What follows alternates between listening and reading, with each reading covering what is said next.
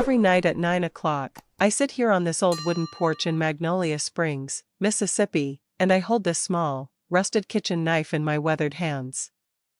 The metal is cold now, stained with time, but it still carries the weight of that summer night in 1952 when I was just 12 years old. The cicadas sing their evening song, same as they did 72 years ago, and the magnolia tree in my front yard releases its sweet, heavy perfume into the humid air. Most folks would look at this little knife and see just an old kitchen tool, maybe wonder why an 82-year-old woman keeps such a thing on her lap while she rocks in her chair. But this knife, well, it saved my life. It taught me that even the smallest person can fight back against the biggest darkness. My name is Dorothy Mae Williams, born Patterson, and I've been keeping a secret for most of my 82 years on this earth. I was a schoolteacher for 43 years, married to my dear husband James for 50 years before the Lord called him home, mother to 4 beautiful children, and grandmother to 9 grandchildren who call me Meemaw. But before I was any of those things, I was just a scared little girl who had to learn how to save herself when nobody else could.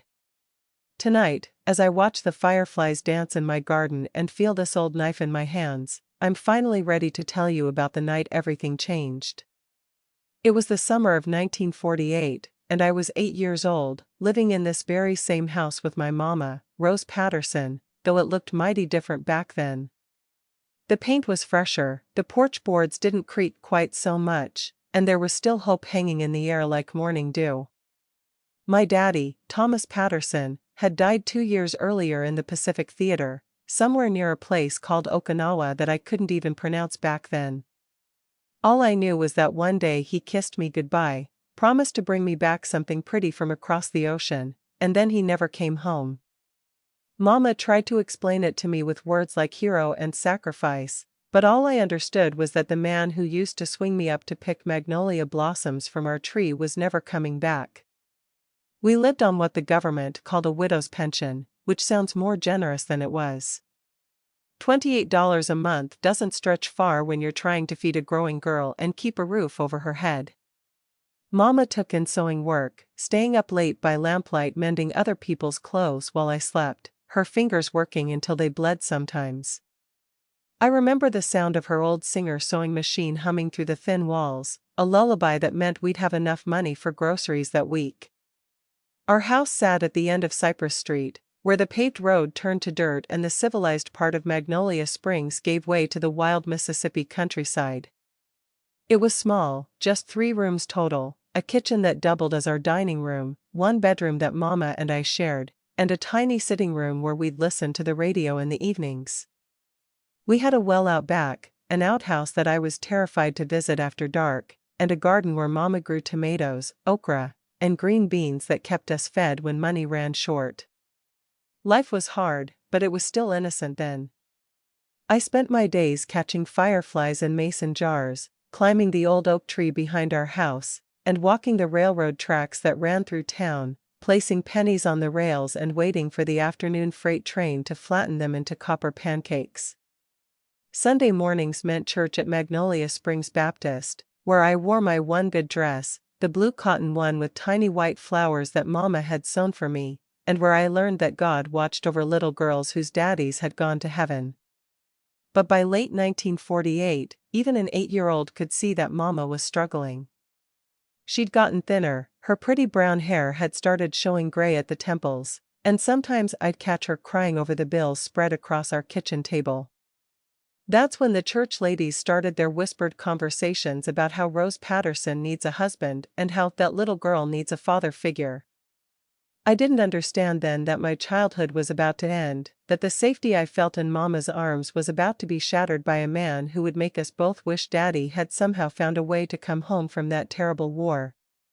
Frank Morrison came into our lives on a Wednesday in October, 1948, carrying a bouquet of wildflowers and wearing his cleanest work shirt. He was a tall man, maybe 6 feet, with broad shoulders and hands that looked like they knew hard work. His hair was dark brown with just a touch of gray at the temples, and when he smiled, which he did a lot those first few weeks, his whole face seemed to light up. Mama had met him at the Methodist church social just 2 towns over, where she'd gone with her sister Ruby, hoping, I think, to find exactly what she found. Frank was a widower himself, lost his first wife to tuberculosis 3 years back, and he worked at the lumber mill just outside Meridian. The church ladies whispered that he was a good Christian man who needed a wife, and Rose Patterson was a good Christian woman who needed a husband. It seemed like God's perfect plan. When he looked at Mama, she blushed like a schoolgirl, her cheeks turning pink in a way I hadn't seen since before Daddy died. I hadn't seen her happy like that in 2 whole years. Frank brought me peppermint candy from the general store and always asked about my day at school, nodding seriously when I told him about my arithmetic lessons or the new book our teacher Miss Johnson was reading to us. He fixed our leaky roof without being asked, replaced the broken step on our porch, and even helped Mama with the heavy laundry, carrying the wet clothes out to the line while she sang hymns under her breath. For the first time since Daddy went away, I heard my Mama laugh, really laugh, the sound bubbling up from somewhere deep inside her chest like water from a spring. Frank would sit with us on Sunday evenings, listening to our radio programs like The Lone Ranger and The Shadow, and sometimes he'd reach over and squeeze Mama's hand, and she'd get that soft look in her eyes that told me she felt safe again. The worry lines around her eyes started to fade, and she began eating again, putting a little weight back on her thin frame. I wanted to love him, I truly did, because loving Frank meant keeping Mama happy, and keeping Mama happy was the most important job I had in the world. So when he offered to read me bedtime stories, I said yes. When he suggested I call him Papa Frank, I tried my best to make it sound natural rolling off my tongue.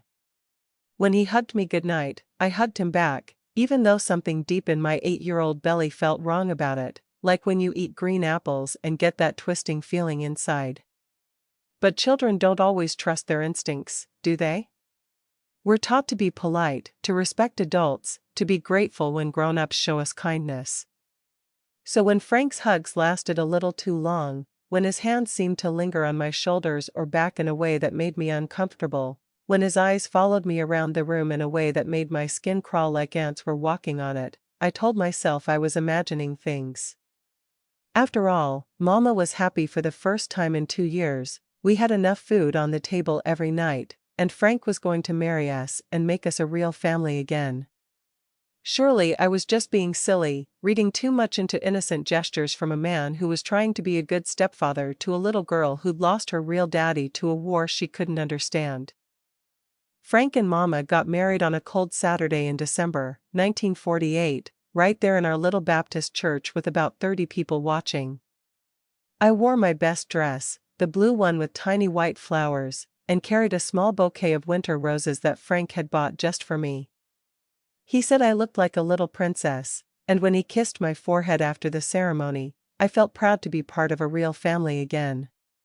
We had cake at the church hall, and all the ladies told Mama how lucky she was to find such a good man, how Frank would take care of us both now, how I'd finally have a daddy again.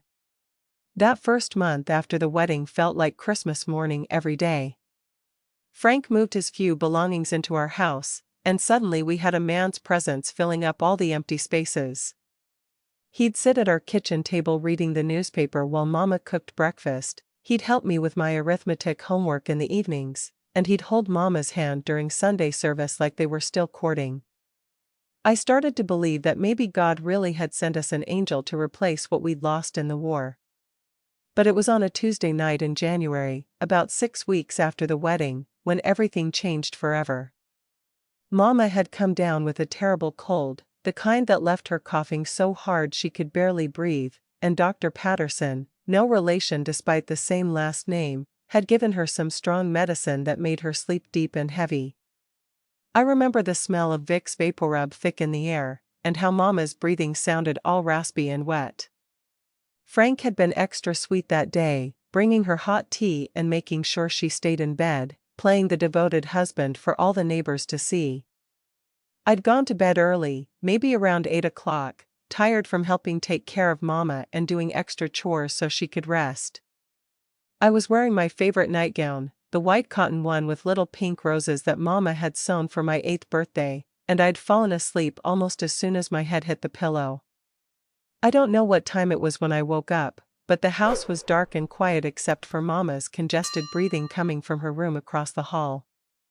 At first, I thought I'd heard something, maybe a door creaking or footsteps, but when I opened my eyes, there was Frank standing in my doorway. The hallway light was off, but there was enough moonlight coming through my window that I could see his silhouette, tall and still, just watching me. "Dorothy," he whispered, his voice different somehow, softer than usual but with something underneath it that made my stomach turn. "Are you awake, sweetheart?" I should have pretended to be sleeping. I should have pulled my covers over my head and stayed quiet until he went away. But I was 8 years old, and when an adult asked me a question, I'd been taught to answer. "Yes, sir," I whispered back, sitting up in my bed and pushing my hair out of my eyes. He stepped into my room then, closing the door behind him so softly it barely made a sound. "Your mama's sleeping real heavy with that medicine," he said, moving closer to my bed. "She won't wake up for hours." I didn't understand why he was telling me that, or why his voice sounded strange, or why he was in my room at all when he should have been sleeping next to Mama. "Am I in trouble?" I asked, because that's what children think when adults come looking for them in the dark. Frank sat down on the edge of my little bed, and the mattress dipped under his weight. "No, sweetheart," he said, reaching out to stroke my hair. "You're not in trouble. Papa Frank just wants to spend some special time with you. Just you and me." Even at 8 years old, I knew something was wrong. Every instinct in my small body was screaming danger, but I'd been raised to trust adults, to obey them, to be a good girl who didn't cause problems. That first morning after, I woke up feeling like I'd swallowed broken glass.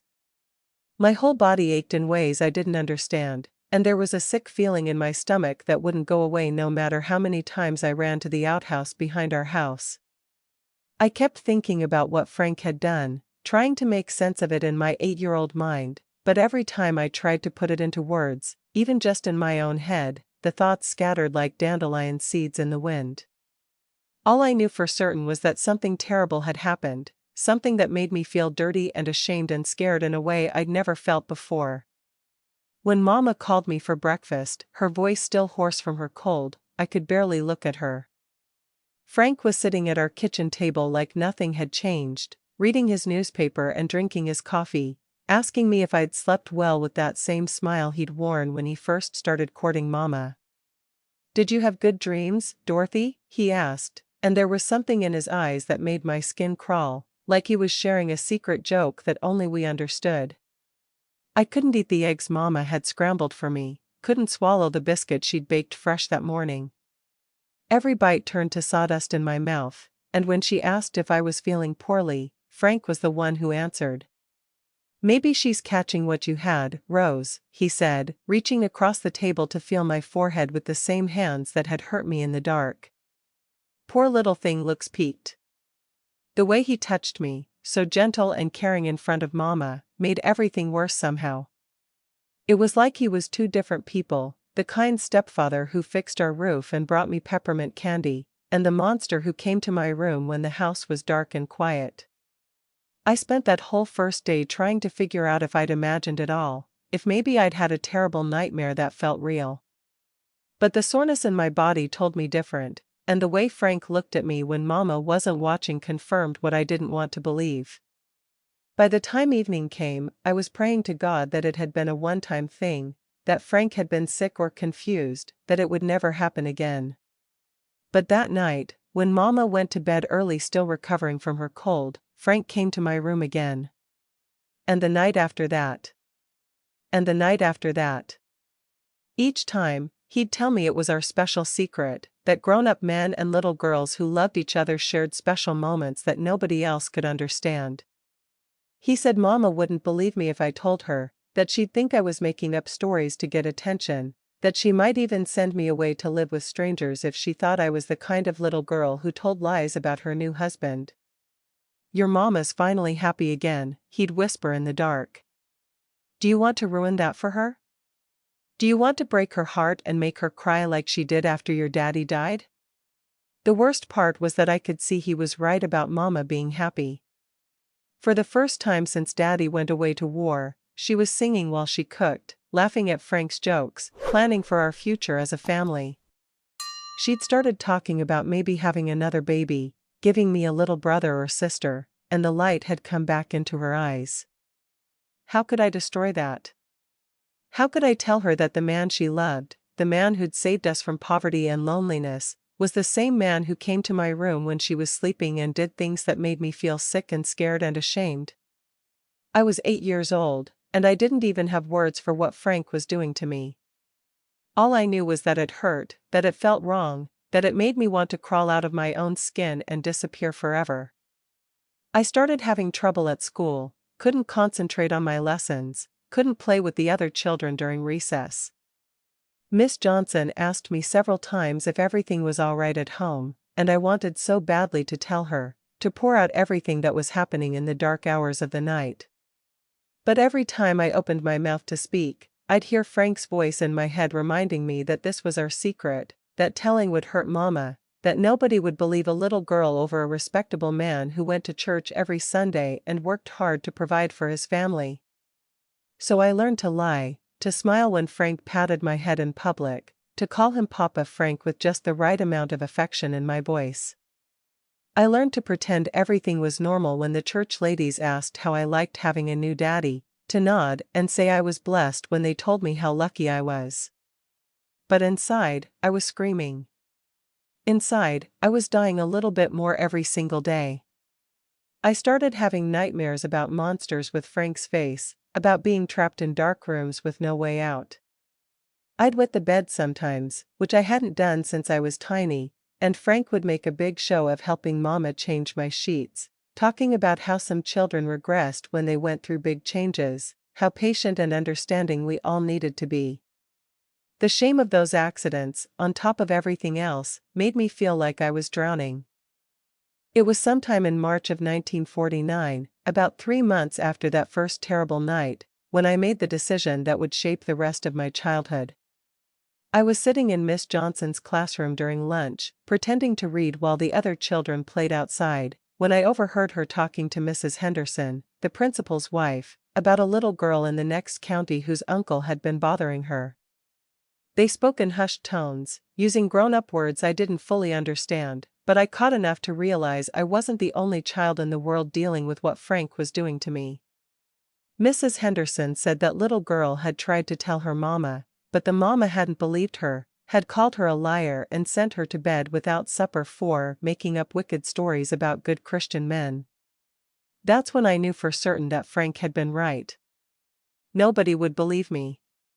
Mama would choose him over me, just like that other little girl's mama had done. I was completely alone in this nightmare, and if I wanted it to stop, I'd have to find a way to stop it myself.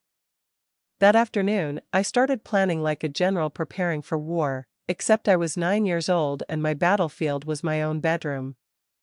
I began by studying Frank's patterns, learning his habits the way a rabbit learns to avoid foxes. He always came to my room after Mama had been asleep for at least an hour, usually around 10 or 11 o'clock at night. He'd test the floorboards outside my door first, listening to make sure Mama wasn't stirring, and then he'd slip inside quiet as smoke. He never stayed long, maybe 20 or 30 minutes, but it felt like hours every single time. On nights when Mama was restless or having trouble sleeping, he wouldn't come at all, which told me he was just as afraid of getting caught as I was of what he was doing. I started trying to keep Mama awake longer, asking her to read me extra stories or telling her I was scared of the dark and needed her to sit with me. Sometimes it worked, and I'd fall asleep to the blessed sound of Frank's frustrated footsteps retreating back to their bedroom. But I couldn't control Mama's sleep schedule forever, and Frank was getting impatient with my delays and excuses. The first real weapon I tried was my bedroom door. Our house was old, built sometime in the 1920s, and the doors had those old-fashioned skeleton key locks. I found an extra key in Mama's sewing box and started locking my door every night after everyone went to bed. For 3 wonderful nights, I slept peacefully, hearing Frank try the handle and then give up when it wouldn't turn. But on the 4th night, he picked the lock with something, maybe a hairpin or a thin knife, and when I woke up, he was standing over my bed angrier than I'd ever seen him. "Don't you ever lock this door again," he hissed in my ear, his hand tight around my wrist. "If you do, I'll tell your mama you've been stealing money from her purse, and she'll whip you so hard you won't sit down for a week." He took my key away that night, and the next morning he told Mama that I'd been having nightmares and walking in my sleep, so it would be safer if we removed the lock entirely. She believed him, of course, and even thanked him for looking out for my safety. Next, I tried staying awake all night, thinking that if I was alert and ready, I could somehow fight him off or at least make enough noise to wake Mama. But a 9-year-old body needs sleep, and after 3 days of exhaustion, I'd fallen to such a deep slumber that Frank could do whatever he wanted without me even fully waking up. Those were the worst nights, the ones where I'd drift in and out of consciousness, aware that something terrible was happening but too tired to properly resist or remember all the details afterward. I started hiding in different places around the house after bedtime. The pantry behind the flour sacks, under the kitchen table with a blanket, even outside in the barn on warm nights. But Frank always found me, and when he did, he'd drag me back to my room and hurt me worse than usual as punishment for making him hunt. "You can't hide from me, Dorothy," he'd say. "I'll always find you, and the longer you make me look, the sorrier you'll be." I tried making noise, coughing loudly or accidentally knocking things over, hoping to wake Mama and bring her running. But our house was small and the walls were thin, and if Mama heard anything, she'd just call out asking if everything was okay. Frank would answer for both of us, his voice perfectly normal and concerned. "Dorothy just had a bad dream, Rose. I'm tucking her back in. Go back to sleep, honey." And she would, never once getting up to check on me herself. The most successful strategy one discovered was getting sick. When I had a fever or was throwing up, Frank would stay away, not wanting to catch whatever I had. So I learned to make myself sick, eating green apples until my stomach cramped, staying outside in the rain until I caught cold, even putting soap in my mouth to make myself throw up before bedtime. Mama would fuss over me, bringing me soup and cool cloths for my forehead, and Frank would keep his distance, playing the concerned stepfather who didn't want to disturb my rest.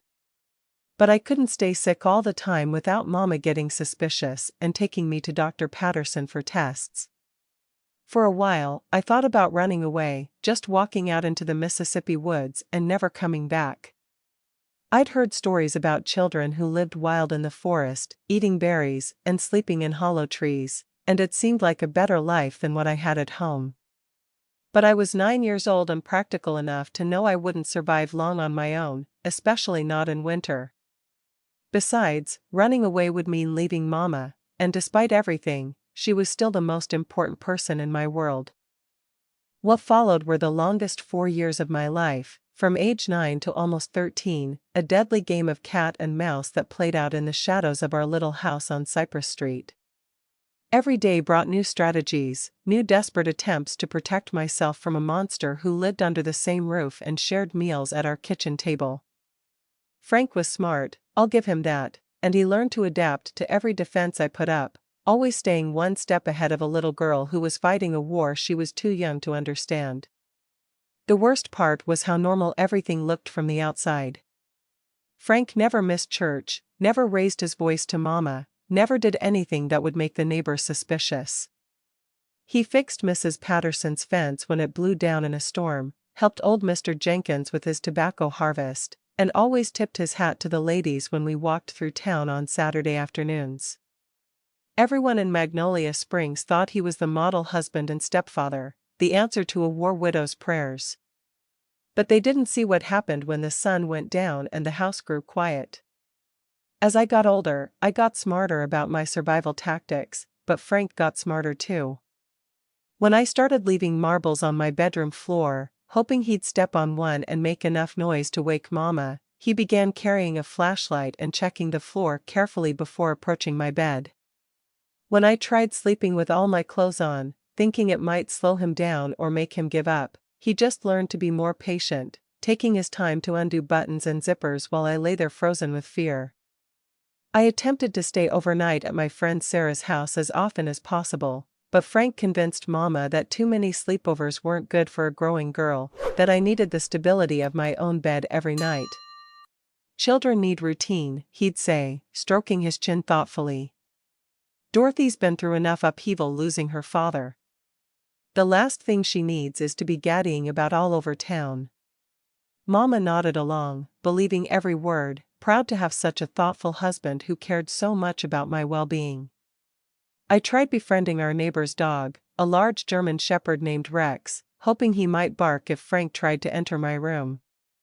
I'd feed him scraps from dinner and pet him through the fence, building up his trust and affection. But Frank noticed my sudden interest in Rex and told Mama he was concerned about me getting too attached to animals that belonged to other people. Within a week, our neighbors had moved Rex to their back property, too far away to hear anything that happened in our house. During the summer of 1951, when I was 11, I got desperate enough to try sabotaging Frank's work schedule. I knew he was more tired and less likely to bother me after long days at the lumber mill, so I started doing things that would make his job harder, hoping he'd come home exhausted. I'd hide his work boots, hoping to make him late and get him in trouble with his supervisor. I'd put salt in his coffee thermos, knowing he'd have to work without caffeine. I even loosened the laces on his work gloves, thinking it might slow him down and tire him out faster. But Frank was observant, and it didn't take him long to figure out what I was doing. One night after he'd found his boots hidden behind the woodpile for the third time that week, he grabbed my arm so hard I had bruises for days. "I know what you're trying to do, you little brat," he whispered, his face so close to mine I could smell the tobacco on his breath. "But nothing you do will stop me. Nothing. The sooner you accept that, the easier this will be for both of us." That's when I realized that Frank wasn't just taking advantage of opportunities, he was actively planning and strategizing just like I was. This wasn't some sickness he couldn't control, it wasn't something that happened when he was drunk or angry or not thinking straight. It was deliberate, calculated, and he enjoyed the challenge of overcoming my defenses almost as much as he enjoyed the abuse itself. By the time I turned 12 in September of 1951, I'd grown several inches and started developing the early signs of becoming a young woman. This should have been a time of excitement, of looking forward to growing up, but instead it filled me with terror because I could see how Frank looked at me changing body. His attacks became more frequent, more aggressive, and more dangerous. Where he'd once been satisfied with quick, silent encounters, now he lingered longer, hurt me more, and seemed to take pleasure in my fear and pain. I started having severe stomach problems, throwing up most mornings before school and losing so much weight that Mama worried I was developing consumption like Frank's first wife had.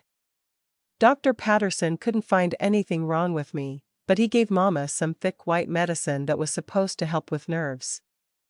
I pretended to take it, but I poured it out behind the house because I was afraid it would make me sleep too deeply, leaving me even more vulnerable to Frank's nighttime visits. The breaking point came in November of 1951, just after my 12th birthday. I'd been fighting Frank's abuse for almost 3 years, trying every strategy a child's mind could devise, but nothing worked for more than a few days. He always found a way around my defenses, always had an answer for every protection I tried to put in place. I was exhausted, defeated, and starting to believe that this was just going to be my life forever, that I'd never be free of him until I grew up and moved away, assuming I lived that long. That's when I overheard a conversation between Frank and his friend Earl, who'd come by to help repair our chicken coop. They were drinking beer on the back porch, thinking I was inside helping Mama with dinner, but I was actually hiding under the porch where they couldn't see me. "That little girl of yours sure has grown up pretty," Earl said, and I could hear the nastiness in his voice. "Rose did good picking you, Frank. You got yourself a ready-made family and a little bonus on the side." Frank laughed, a sound that made my blood run cold. "Dorothy's learning to be a good girl," he said. "Takes after her mama in all the right ways, if you know what I mean." They both laughed then, and Earl said something so crude and awful about my developing body that I can't repeat it even now, 70 years later. But it was Frank's response that really terrified me. Maybe when she's a little older, Earl. Maybe we can work something out. That night, lying in my bed and waiting for Frank's inevitable visit, I realized that my situation was about to get infinitely worse. Frank wasn't content with just abusing me himself, he was planning to share me with his friends, to turn me into something even more horrible than what I already was. I was 12 years old, and I finally understood that Frank was never going to stop, never going to get bored with me and move on, never going to develop a conscience and leave me alone. If anything, he was going to escalate, bringing other men into his sick games, until I was completely destroyed. That's when I made the decision that would change everything. I was done being a victim. I was done trying to hide and avoid and outlast. If Frank wanted to play games, then we were going to play a different kind of game entirely. The winter of 1951 brought new horrors that I hadn't anticipated. Frank's friend Earl started coming around more often, always finding excuses to visit when Mama was at her sewing circle or helping at the church. He'd sit at our kitchen table, drinking coffee and watching me with those small, piggy eyes while I tried to do my homework. Frank would encourage these visits, always making sure I was polite to Uncle Earl, always insisting I sit with them instead of going to my room. Earl would ask me about school, about my friends, about whether I had any boyfriends yet, questions that made my skin crawl and my stomach twist into knots. Frank would just smile and nod along, like this was perfectly normal conversation to have with a 12-year-old girl. I started recognizing the pattern of when Earl's visits coincided with Frank's escalated behavior toward me. It was like Frank was showing off, proving to his friend that he had complete control over me, that I was too scared and beaten down to ever tell anyone what was happening. One particularly awful evening in December, Earl stayed for dinner, and Mama made her special Sunday pot roast even though it was only Thursday. She was so pleased to have company, chatting about the church Christmas pageant and asking Earl about his work at the Cotton Gin. After dinner, when Mama went to wash dishes, Earl cornered me in the hallway outside my bedroom. "You're getting to be quite a young lady, Dorothy," he said, reaching out to touch my hair. "I bet you're learning all sorts of interesting things." I jerked away from his touch, but there was nowhere to run in our narrow hallway. Frank appeared behind Earl, and instead of protecting me, he just smiled that awful smile and said, "Dorothy's a good girl, aren't you, sweetheart? She knows how to be friendly to our guests." That night, after Earl finally left, Frank came to my room earlier than usual, more aggressive than he'd ever been before. "Earl thinks you're real pretty," he whispered in the dark. "He thinks you're ready for more grown-up games. What do you think about that?" I couldn't speak, couldn't even breathe properly. The thought of Earl doing to me what Frank did was so terrifying that I started hyperventilating right there in my bed. Frank seemed to enjoy my panic, stroking my hair while I gasped for air. "Don't worry," he said in that fake soothing voice he used when he was being especially cruel. "We'll start slow. Earl's got experience with young girls. He'll teach you things I haven't." I spent the rest of that night throwing up in the chamber pot beside my bed, my whole body rebelling against the horror of what Frank was planning. When morning came, I couldn't go to school, couldn't even get out of bed. Mama thought I had the flu and spent the day bringing me soup and cool washcloths, never suspecting that her loving husband was the reason her daughter looked half dead. It was during those long, sick hours that I started planning something I'd never considered before. All my previous strategies had been about avoiding Frank, hiding from him, making it difficult for him to get to me. But avoidance wasn't working anymore.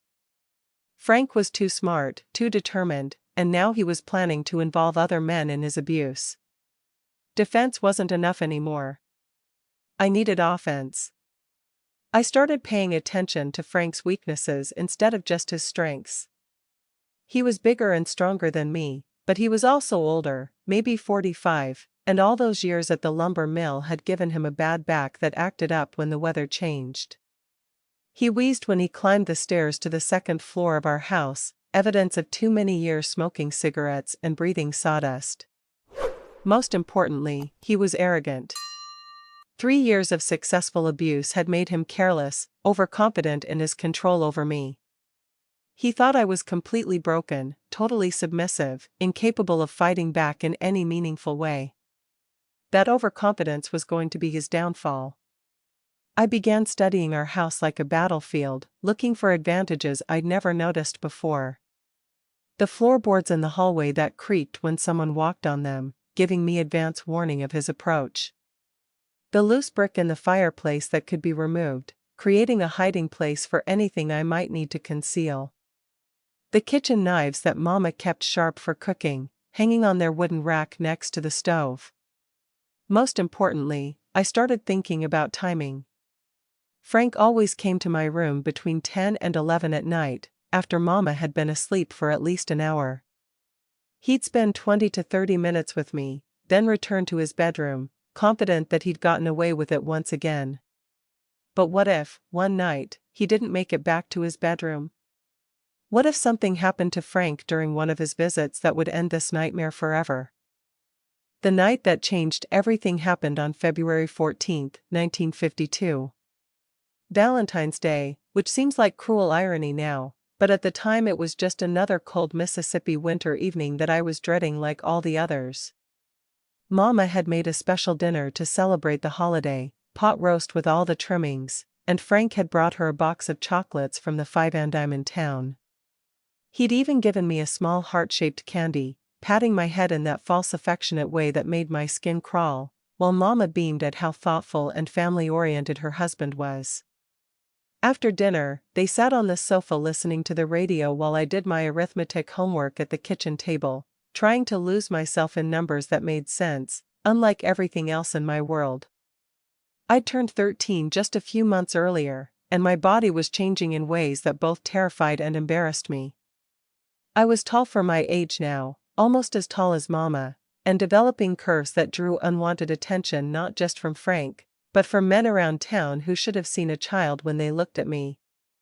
Frank's behavior had been escalating for weeks, ever since Earl's visits had become more frequent, and I could sense something different in the air that night, something more dangerous than usual. When bedtime came, I went through my normal routine of delaying as long as possible, asking Mama to help me with my hair, requesting extra blankets, claiming I'd heard strange noises outside that scared me.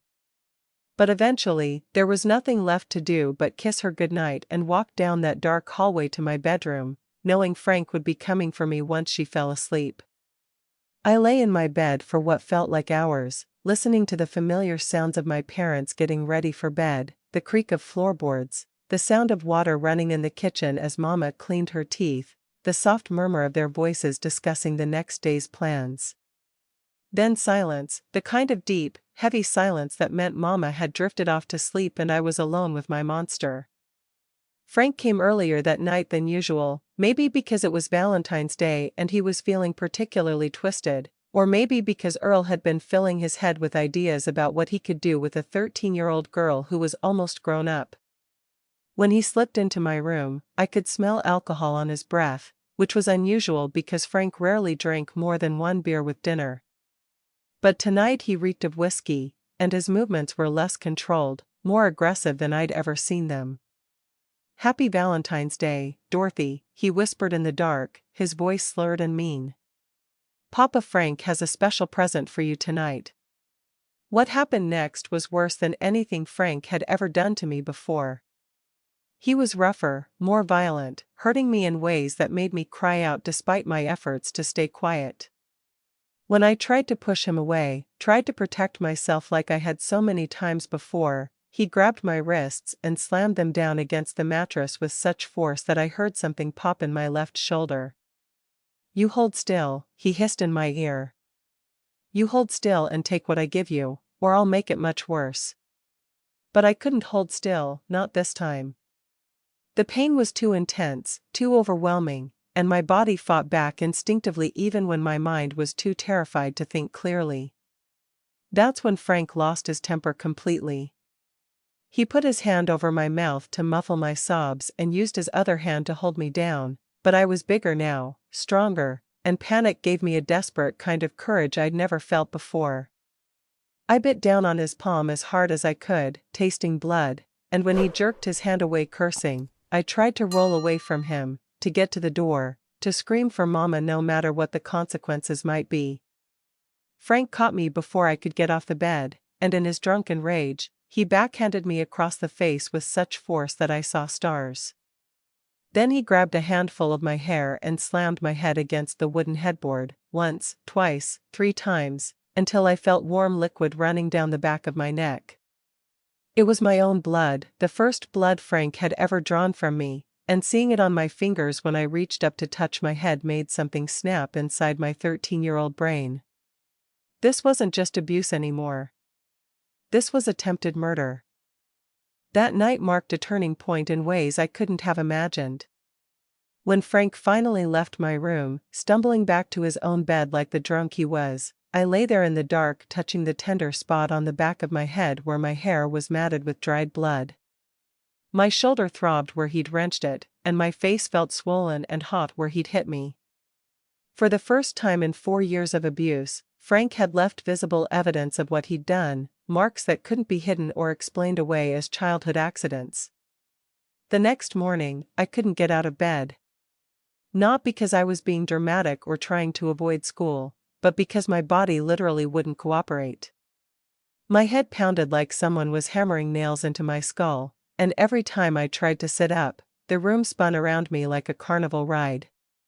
When Mama came to wake me for breakfast, she took one look at my face and let out a little scream.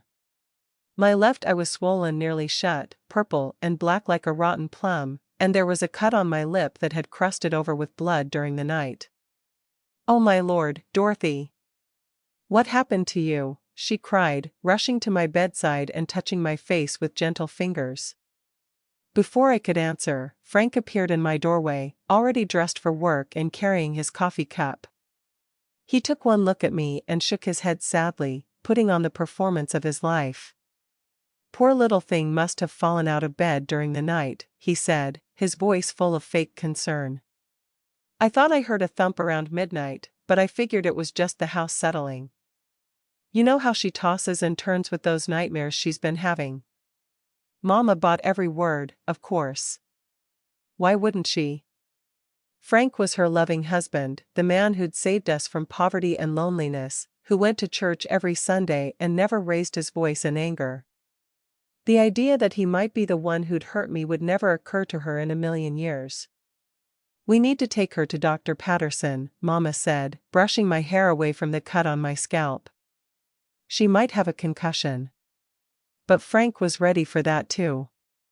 "Rose, honey, you know we can't afford a doctor visit right now, not with the mill cutting back hours like they have. Besides, children heal fast. A little ice and some rest, and she'll be good as new." He reached into his wallet and pulled out a $5 bill, pressing it into Mama's hand. "Why don't you take this and get her some of that aspirin powder from the drugstore? And maybe some of those peppermint sticks she likes so much. That'll perk her right up." Mama hesitated for a moment, torn between worry for me and the practical reality of our financial situation. $5 was more than we usually spent on groceries in a week, and Frank was right about money being tight.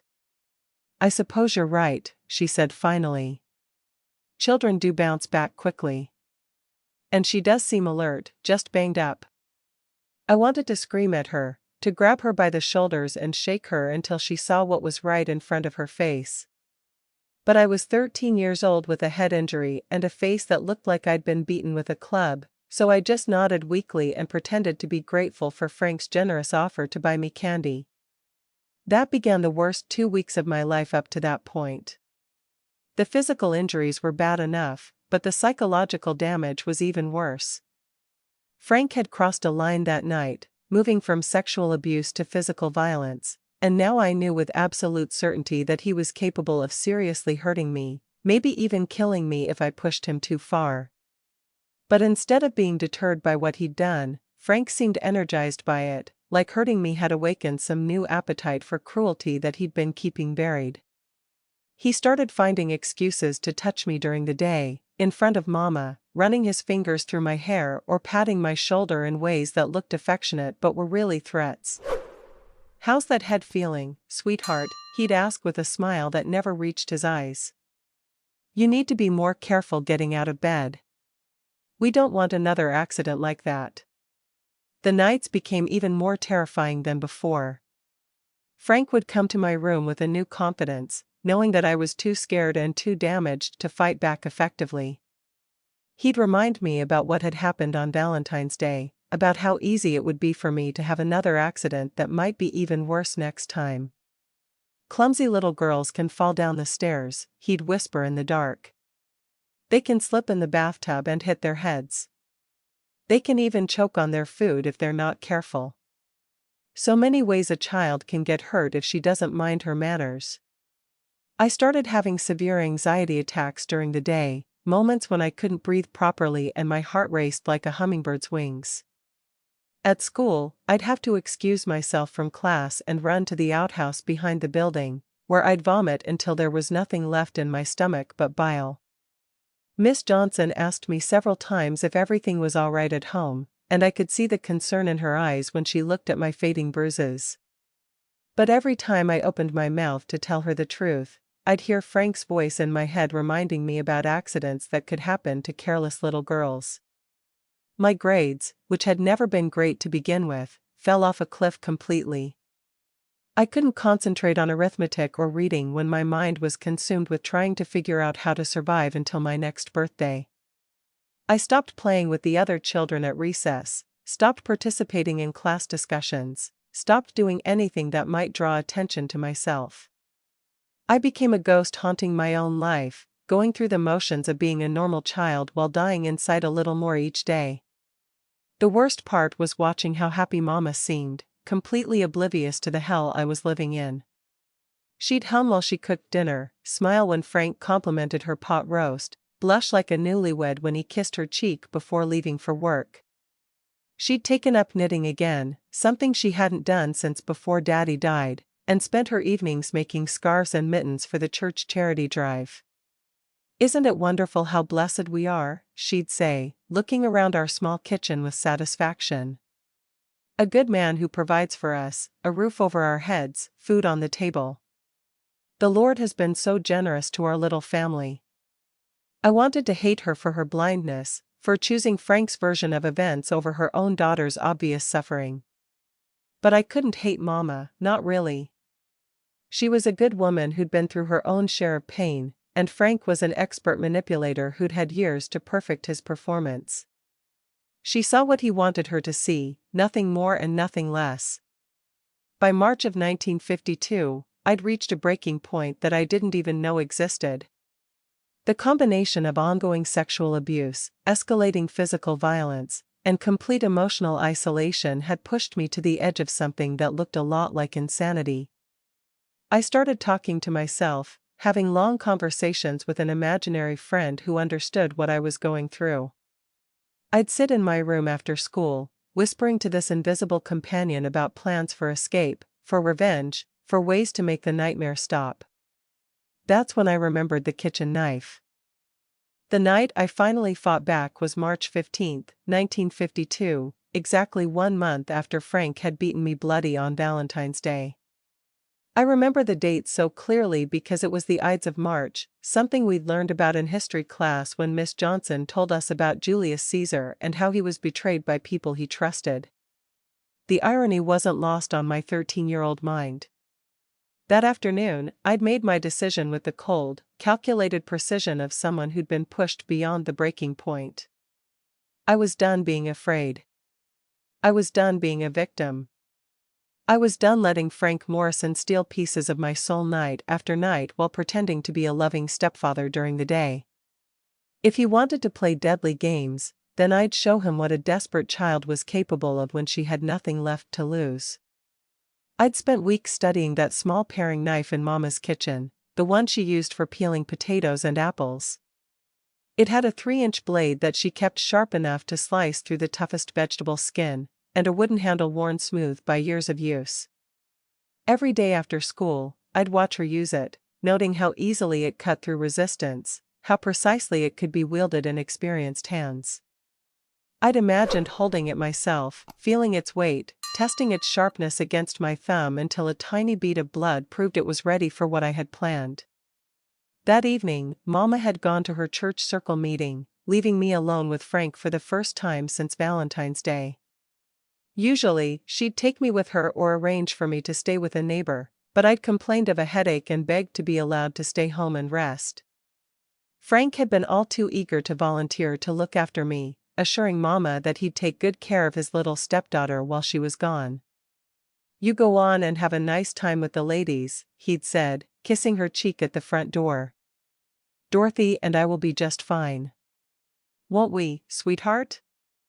The way he looked at me when he said it made my skin crawl, but I just nodded and waved goodbye to Mama from the living room sofa, clutching a book I wasn't really reading. As soon as her footsteps faded down the front walk, Frank's whole demeanor changed. The mask of concerned stepfather slipped away, replaced by the predator I knew so well. "Well, well," he said, closing the front door and turning the lock with deliberate slowness. "Just you and me tonight, Dorothy. Isn't that nice?" I didn't answer, just kept staring at the pages of my book while my heart hammered against my ribs. Frank crossed the room and sat down beside me on the sofa, close enough that I could smell the sawdust and tobacco that always clung to his clothes. "Your mama won't be back for at least 2 hours," he said, reaching over to stroke my hair. "That gives us plenty of time to play some of those grown-up games I've been wanting to teach you." When his hand moved from my hair to my shoulder, then lower, I finally looked up at him. "I don't feel good," I said, my voice barely above a whisper. "My head still hurts from when I fell out of bed." Frank laughed, that low, nasty sound that I'd come to associate with the worst moments of my life. "Oh, sweetheart, you didn't fall out of bed that night. We both know what really happened, don't we? And we both know it's going to happen again if you don't start being a more cooperative little girl." The casual admission of what he'd done, the complete lack of remorse or even pretense, filled me with a rage so pure and hot that I could taste it like metal in my mouth. This man had been systematically destroying me for 4 years, lying to my mother, manipulating everyone around him, and he was so confident in his power over me that he didn't even bother to maintain his false face when we were alone. "I want you to go upstairs now," Frank said, his hand moving to grip my chin and force me to look directly into his eyes. "I want you to go to your room, take off that pretty dress, and wait for me. Can you do that, Dorothy? Can you be a good girl for Papa Frank?" That's when I made my move. "Yes, sir," I said, standing up slowly and smoothing down my skirt. "I'll go get ready for you." Frank smiled, pleased with what he thought was my submission. "That's my girl. I knew you'd learn eventually." I walked toward the staircase, but instead of going up to my bedroom, I turned left into the kitchen. Frank was still sitting on the sofa, probably giving me a few minutes to undress and compose myself for whatever horror he had planned. I moved quickly but quietly, opening the drawer where Mama kept her kitchen utensils. My fingers closed around the handle of the paring knife, and I slipped it up the sleeve of my dress, pressing it against my forearm where Frank wouldn't see it. Then I went upstairs to my room and waited, sitting on the edge of my bed with my hands folded in my lap like the obedient child he expected me to be. When Frank finally came up the stairs, his footsteps seemed louder than usual, more confident. He didn't even try to be quiet, didn't check to make sure Mama wasn't home, didn't take any of the precautions he'd used for years. He was completely certain of his control over the situation, completely convinced that I'd finally been broken into total submission. He opened my bedroom door without knocking and stepped inside, already unbuttoning his shirt. "There's my good girl," he said, looking at me sitting there in my blue dress with my hands in my lap. "I knew you'd come around eventually. We're going to have such a nice time tonight, just you and me." When he sat down on my bed and reached for me, I let him think he was in control for just a moment longer. His hands were on my shoulders, pulling me closer, when I slid the knife out of my sleeve and pressed the point against his throat, just hard enough to draw a single drop of blood. Frank froze completely, his eyes going wide with shock and something that might have been fear.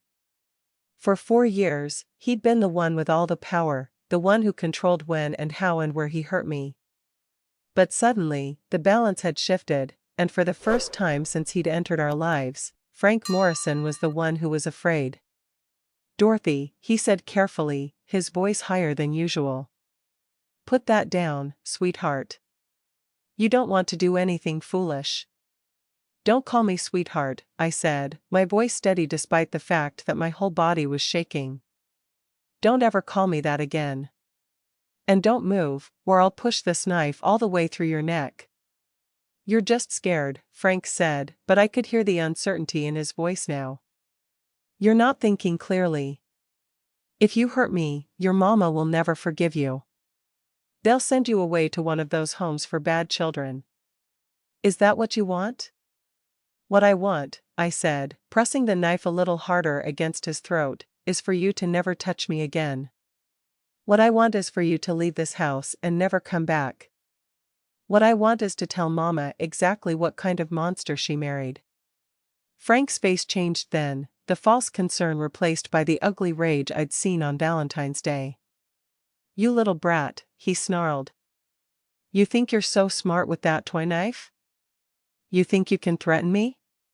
He started to move, to grab for my wrist, and that's when I learned what I was truly capable of when my life was on the line. When Frank lunged for my wrist, trying to grab the knife away from me, I didn't hesitate. For years of terror, for years of helplessness, for years of being told I was powerless against him, all of that exploded into one moment of pure survival instinct. I slashed at him with that little paring knife, cutting across his reaching hand and opening up a gash from his thumb to his wrist that immediately started bleeding all over my bed sheets. Frank screamed, more from surprise than pain, and jerked his hand back to his chest, staring at the blood like he couldn't believe what had just happened. "You cut me," he said stupidly, holding his injured hand up to examine the wound. "You actually cut me. And I'll cut you again if you don't get away from me," I said, still holding the knife between us, my whole body vibrating with adrenaline and rage. "I'll cut your throat next time. I swear to God I will." For a moment, we just stared at each other, predator and prey with the roles suddenly reversed. Frank was bigger than me, stronger than me, but I was the one holding the weapon, and more importantly, I was the one with nothing left to lose. He could see it in my eyes, the absolute certainty that I would hurt him as badly as he'd hurt me if he gave me the chance. "Dorothy," he said, trying to sound reasonable while blood dripped from his hand onto my bedroom floor. "This is crazy. You're going to get yourself in serious trouble. Put the knife down and we can forget this ever happened." "No," I said, standing up on shaky legs but keeping the knife pointed at his chest. "We're not going to forget anything. You're going to leave.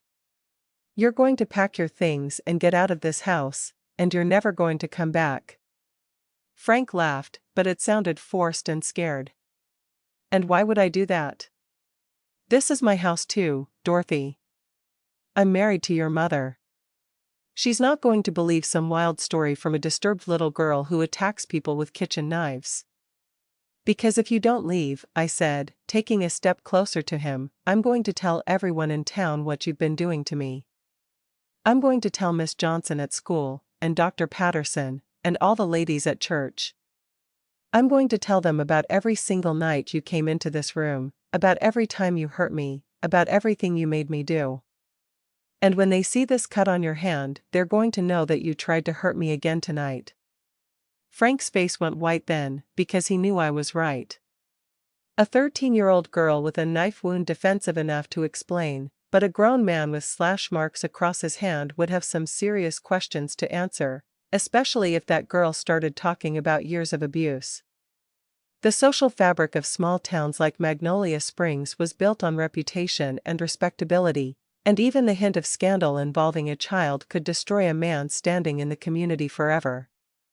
"You're bluffing," he said, but his voice lacked conviction. "You've kept quiet all this time. You won't start talking now." "Try me," I said, and something in my voice must have convinced him, because he suddenly seemed to deflate, all the fight going out of him like air from a punctured tire. "This isn't over," Frank said, wrapping his bleeding hand in one of my pillowcases. "You think you're so smart, but you're just a child. You don't understand how the world works. Your mother needs me. This family needs me. Without me, you'll be back to living in poverty, eating beans and cornbread every night while your mama takes in other people's sewing to pay the rent." "Then that's how we'll live," I said firmly. "Poor is better than this. Anything is better than this." Frank stared at me for a long moment, and I think that's when he finally realized that he'd lost. Not just this battle, but the entire war. The scared little girl he'd been terrorizing for 4 years was gone, replaced by someone who would fight back, someone who would rather risk everything than submit to him one more time. Without another word, he turned and left my bedroom, his bloody hand leaving smears on the doorframe. I listened as he went downstairs, heard him moving around the kitchen, probably trying to bandage his hand and clean up the blood. Then I heard his heavy footsteps going back upstairs to the bedroom he shared with Mama, heard drawers opening and closing, heard him packing his belongings into the same suitcase he'd brought when he first moved in with us 4 years ago. By the time Mama came home from her church meeting 2 hours later, Frank was gone. He'd left a note on the kitchen table saying that work had called and he had to travel to another town for a few weeks, maybe longer. He said he'd write when he knew more about when he'd be coming back. Frank never did write that letter he promised, and as the days turned into weeks and the weeks turned into months, it became clear to everyone in Magnolia Springs that he wasn't coming back. Mama spent the first week jumping every time she heard footsteps on the front porch, running to check the mailbox twice a day for some word from her husband. She'd stand at the kitchen window in the evenings, watching the road that led to town, waiting for Frank's familiar figure to come walking up our front path with his work clothes dusty and his explanations ready. But he never came. I knew he never would, but I couldn't tell her why without revealing secrets that would destroy what was left of our family. So I watched my mama break apart piece by piece, watched her go from hope to worry to heartbreak to a kind of numb acceptance that left her looking 10 years older than she had the night Frank disappeared. She cried herself to sleep for months, muffling her sobs in her pillow so I wouldn't hear, but the walls in our little house were thin and I heard everything.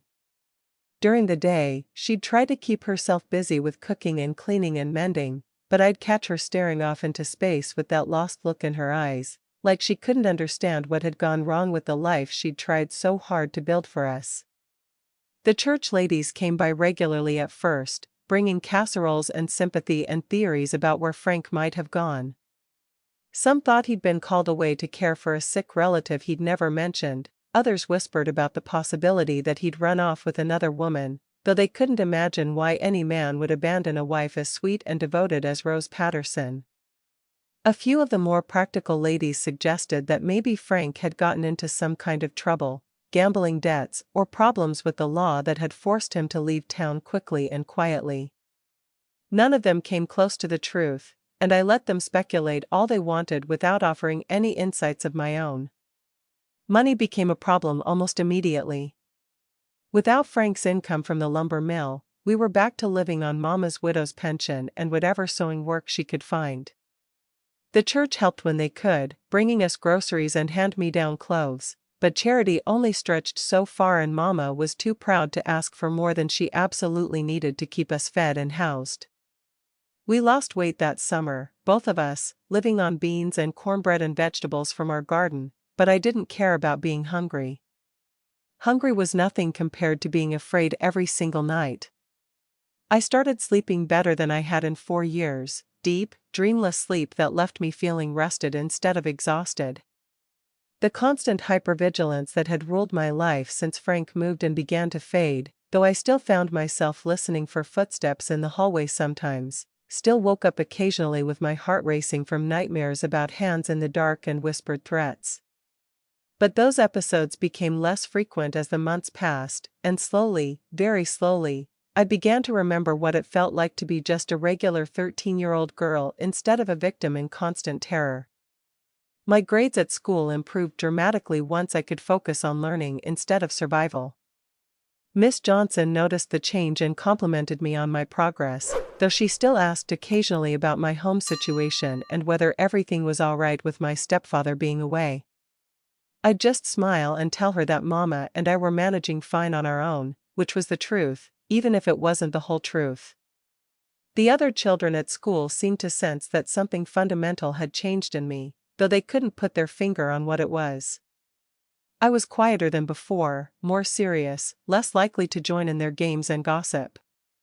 I'd grown up fast during those years with Frank, learned things about the world and about human nature that children shouldn't have to learn, and there was no going back to the innocence I'd lost. I spent a lot of time alone that year, walking the railroad tracks or sitting in the branches of our old magnolia tree, thinking about what had happened and what it meant for the rest of my life. I never told anyone about the knife, never spoke about the night Frank left or what had really driven him away. That secret sat inside me like a stone, heavy and cold and permanent, but it was my secret to keep, my victory to remember when the nightmares came back or when I caught myself feeling powerless again. It was in the fall of 1955, when I was 16 years old and had been Frank-free for 3.5 years, that I discovered my purpose in life. I was working part-time at the general store after school to help Mama with expenses, and I'd started noticing things about some of the children who came in with their parents. Little things that most people wouldn't catch, but that stood out to me like red flags waving in a hurricane. The way 8-year-old Sally Jenkins flinched when her stepfather put his hand on her shoulder. How 10-year-old Bobby Morrison, Frank's nephew, had started wetting himself at school and jumping at sudden noises. The haunted look in 12-year-old Emma Patterson's eyes when certain men came into the store, how she'd position herself behind her mother like she was trying to hide. I recognized these signs because I'd lived with them for 4 years, because I'd perfected the art of invisible suffering and silent screaming. These children were carrying the same secrets I'd carried, fighting the same battles I'd fought, and nobody around them seemed to notice or understand what was happening right in front of their faces. The first child I helped was Bobby Morrison, and helping him almost broke my heart because he reminded me so much of myself at that age. He'd come into the store with his mama, Frank's sister Lily, and he'd hang back by the penny candy while she shopped, never asking for anything, never making eye contact with the adults around him. One afternoon when his mama was busy talking to Mrs. Henderson about church business, Bobby wandered over to where I was stocking shelves and whispered, "Miss Dorothy, do you know where Uncle Frank went?" The question hit me like a physical blow, but I kept my voice steady when I answered. "No, honey. Nobody knows where he went." "Why do you ask?" Bobby looked around to make sure no one was listening, then leaned in closer. "Because he used to visit our house sometimes, and he'd always ask me to help him with things in the barn. But I didn't like helping him. It made me feel sick in my stomach." I crouched down to Bobby's eye level, my heart breaking for this little boy who was trying to tell me something he didn't have words for. "What kind of things did Uncle Frank ask you to help with?" I asked gently. Bobby's face crumpled and he started crying, silent tears that spoke volumes about how long he'd been holding this inside. "Bad things," he whispered. "Things that hurt and made me feel ashamed. But he said it was our secret, and if I told anyone, something terrible would happen to Mama." I wanted to scream, wanted to hunt Frank down wherever he was hiding and make him pay for hurting another child, but instead I pulled Bobby into a gentle hug and let him cry against my shoulder. "Honey," I said softly, "those weren't your secrets to keep. Uncle Frank was wrong to ask you to do those things, and he was wrong to make you promise not to tell.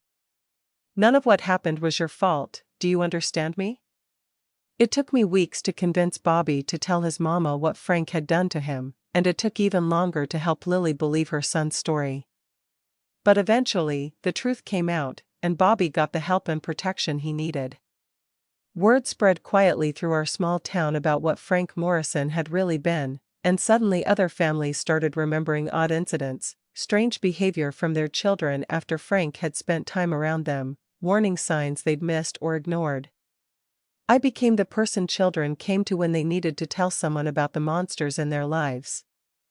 Maybe it was because I was closer to their age than most adults, or maybe they could sense that I understood their fear and shame in ways that their parents and teachers couldn't. Either way, I found myself becoming an unofficial guardian for the vulnerable children in Magnolia Springs, the one who listened when nobody else would hear them, who believed them when nobody else would believe them, who helped them find their voices when the world had taught them to stay silent. It wasn't easy work, and it reopened wounds in my own heart that I'd thought were healed. But every child I helped, every secret I helped them share, every predator I helped expose, felt like a small victory against the darkness that had almost consumed me. I was turning my trauma into purpose, my pain into protection for others who couldn't yet protect themselves. For the first time since that terrible night in 1952, I felt like the knife I'd held against Frank's throat had been worth the risk, because it had given me the strength to stand up not just for myself, but for every child who needed someone to fight for them. And now here I sit, 70 years later, on this same front porch where I used to wait for Frank to come home from the lumber mill, back when I was still naive enough to believe that adults would protect children instead of hurting them. The magnolia tree has grown tall and wide, its branches reaching almost to the roof of our little house, and every spring when those white blossoms open up and fill the air with their sweet perfume, I remember that scared little girl who used to climb up into those same branches trying to hide from the monster who lived under her own roof. The knife sits on the small table beside my rocking chair now, that same little paring knife that changed the course of my life on a March night in 1952. I had it sharpened just last week, though my hands shake too much these days to do much more than peel apples for the grandchildren when they come to visit. But I keep it close anyway, a reminder of what I'm capable of when pushed to my limits, a symbol of the moment I learned that even the smallest person can fight back against the biggest evil. James, my husband of 50 years, used to ask me about that knife sometimes, wondered why I was so attached to what looked like an ordinary kitchen utensil. I never told him the whole story, couldn't bear to see the pain in his eyes if he knew what I'd endured as a child, but I think he understood that it represented something important to me, some victory he didn't need to fully comprehend to respect. He was a good man, gentle and patient and everything that Frank Morrison wasn't, and he gave me 4 beautiful children who grew up safe and loved and protected from the kind of monsters I'd known too well. I became a teacher, like I'd always planned, and spent 43 years in classrooms full of children who needed someone to notice when they were hurting, someone to listen when they tried to tell their secrets, someone to believe them when the adults in their lives failed them. I estimate I helped expose at least a dozen predators over the years, men who thought they could hurt children without consequences, who discovered too late that some of us refused to stay silent forever. The funny thing about survival is that it changes you in ways you don't expect. I'm not bitter, despite everything I went through. I'm not broken, despite how hard Frank tried to break me. Instead, I'm strong in ways I never knew I could be, wise in ways I never wanted to be, and grateful for every single day I've lived since that night I decided to fight back. Some people might say I should have found a way to forgive Frank Morrison, that carrying anger for 70 years is unhealthy for the soul. But I say there's a difference between anger and justice, between holding grudges and holding boundaries, between forgiveness and forgetting. I never did find out what happened to Frank Morrison after he left Magnolia Springs that night in March of 1952. Part of me hopes he died alone and afraid, the way he made me feel for 4 years of my childhood. But another part of me, the part that became a teacher and spent her life protecting children, hopes that somewhere along the way he got help for the sickness in his soul, that maybe he never hurt another child the way he hurt me and little Bobby and God knows how many others we never found out about. What I do know is that he taught me something valuable, even though he never meant to. He taught me that sometimes the smallest weapon is a child's courage, and that sometimes the quietest voice can make the loudest difference in the world. That little paring knife sitting beside me on this table saved my life, not because it was sharp or dangerous, but because it gave me the power to say no more when I'd run out of every other option. If you're listening to this story and you recognize yourself in that scared little girl I used to be, please know that you're not alone and you're not powerless. There are people who will believe you, people who will help you, people who understand that children should never have to fight these battles by themselves. Call the police, tell a teacher, reach out to someone you trust, but please don't suffer in silence the way I did for so many years. Your voice matters. Your safety matters. And sometimes, just sometimes, standing up to the monsters in our lives is the only way to make them disappear. If this old grandmother's story has touched your heart or helped you in any way, please leave a comment below and let me know. Share it with someone who might need to hear it, and don't forget to subscribe because I've got 70 more years of stories to tell, and every single one of them ends with survival, with hope, and with the unshakable belief that goodness can triumph over evil if we're brave enough to fight for it.